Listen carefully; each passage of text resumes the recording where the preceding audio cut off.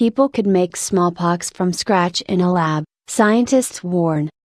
Scientists have recreated a relative of the smallpox virus in a lab, from scratch. This virus, called the horsepox virus, is not harmful to humans, but the new findings suggest that it's possible for people to make the deadly smallpox virus in a lab. That virus was eradicated from the world in 1980, according to the journal Science.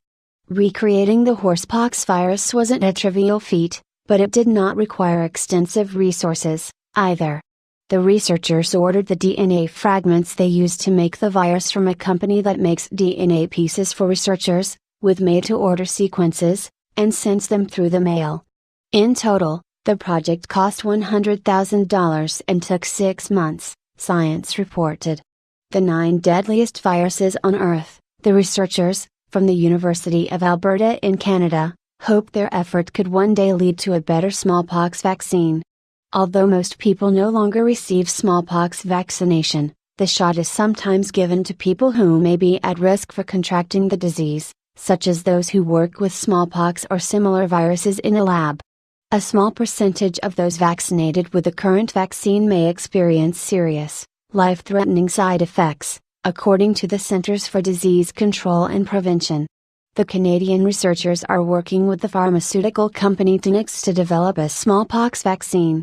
In March, Tinux issued a statement announcing that it had used the horsepox virus to develop a potential smallpox vaccine, which showed protective effects in an early study in mice.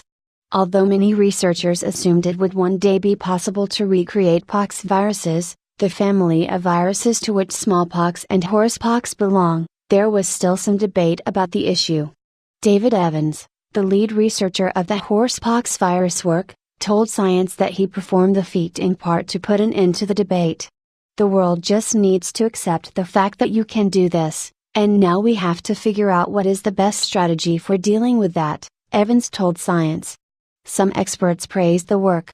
I think he did a terrific service, Peter Gerling, chief of the Emerging Viral Pathogens section at the National Institute of Allergy and Infectious Disease, told the Washington Post. You had a lot of people saying this can't be done. And he said yes it can. Evans' findings have not yet been published, but he presented the work in November 2016 at a World Health Organization meeting. In a summary report of that presentation, the committee said it acknowledged that given the advent of synthetic biology, it was no longer possible for society to entirely rid itself of the threat of smallpox or, indeed, other dangerous pathogens. However, there are already measures in place to prevent people from recreating smallpox. The World Health Organization recommends that no institution should be allowed to possess more than 20% of the smallpox genome, according to the Washington Post.